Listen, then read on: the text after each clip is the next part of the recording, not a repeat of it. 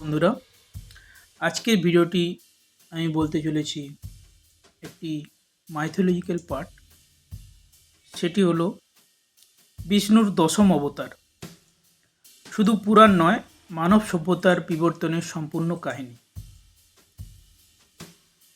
হিন্দু পুরাণ বলা হয়,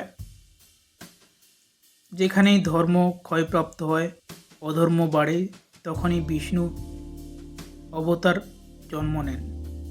কিন্তু প্রশ্ন হলো, এই দশম অবতার কি শুধু ধর্মীয় কাহিনী, নাকি এর ভেতরে রয়েছে মানুষের সভ্যতা গড়ে ওঠার এক গভীর ইতিহাস? আজকের ভিডিওতে আমরা দেখব বিষ্ণুর দশম অবতার কিভাবে জীবনের উৎপত্তি, মানব বিবর্তন, সমাজ ও নৈতিকতার বিকাশ সব কিছুর সঙ্গে যুক্ত। প্রথম অবতার হলো মৎস্য অবতার।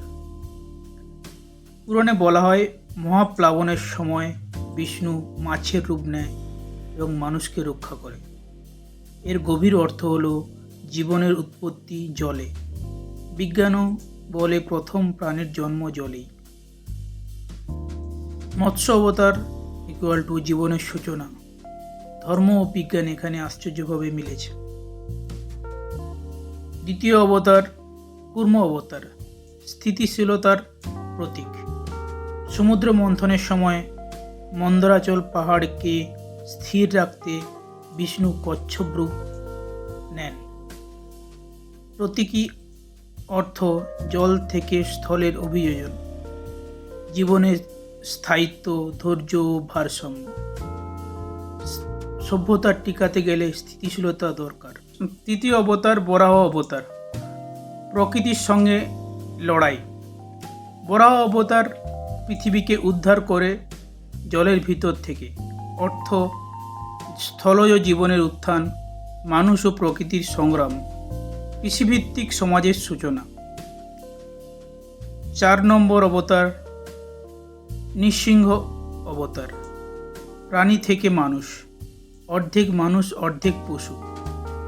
এটির ভিতরকার দর্শন, মানুষ পুরোপুরি সভ্য হয়নি, তার ভেতরে এখনও পশু প্রবৃত্তি আছে। 5 নম্বর বামন অবতার, বুদ্ধির জয়। ক্ষুদ্র দেহ কিন্তু বিশাল বুদ্ধি। এর অর্থ শক্তি চেয়ে বুদ্ধির জয়, কূটনীতি ও কৌশলের সূচনা। 6 নম্বর অবতার পরশুরাম, ক্ষমতার ভারসাম্য, অত্যাচারী শাসকদের ধ্বংস, ক্ষমতার অপব্যবহারের বিরুদ্ধে প্রতিবাদ, সমাজের ন্যায় প্রতিষ্ঠা, বিপ্লবের প্রয়োজনীয়তা। 7 নম্বর অবতার রাম অবতার, আদর্শ মানব। রাম শুধু দেবতা নন, তিনি একজন আদর্শ মানুষ। এর অর্থ দায়িত্ববোধ, নৈতিকতা, পারিবারিক ও সামাজিক শৃঙ্খলা। 8 নম্বর অবতার কৃষ্ণ অবতার, জীবনের বাস্তব দর্শন, আধুনিক জীবনের সঙ্গে সবচেয়ে বেশি প্রাসঙ্গিক। 9 নম্বর অবতার বুদ্ধ অবতার, চেতনার উন্নয়ন, হিংসা থেকে অহিংসা। এর অর্থ আধ্যাত্মিক উন্নয়ন, করুণা ও মানবতা, অন্তর্জগতের শান্তি, সভ্যতার মানসিক পরিপক্কতা। 10 নম্বর অবতার, এটি হচ্ছে ভবিষ্যতে আসবে কল্কি অবতার, কলিযুগের শেষে আগমন। সমাজ নিজেই নিজেকে ধ্বংস করবে, তারপর প্রয়োজনে আবার পুনর্জন্মের নতুন সভ্যতার সূচনা হবে। এটি একটি ভবিষ্যৎ নয়, এটি সতর্কবার্তা।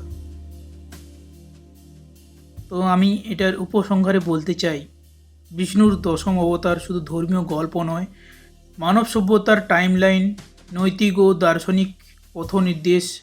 প্রতিটি অবতার আমাদের শেখায়, সভ্য হতে গেলে শক্তি নয়, চেতনার বিবর্তন দরকার। ভিডিওটি ভালো লাগে লাইক, শেয়ার ও সাবস্ক্রাইব করবেন।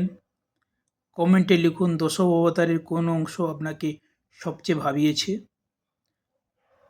এখানেই আমি ভিডিওটি শেষ করছি।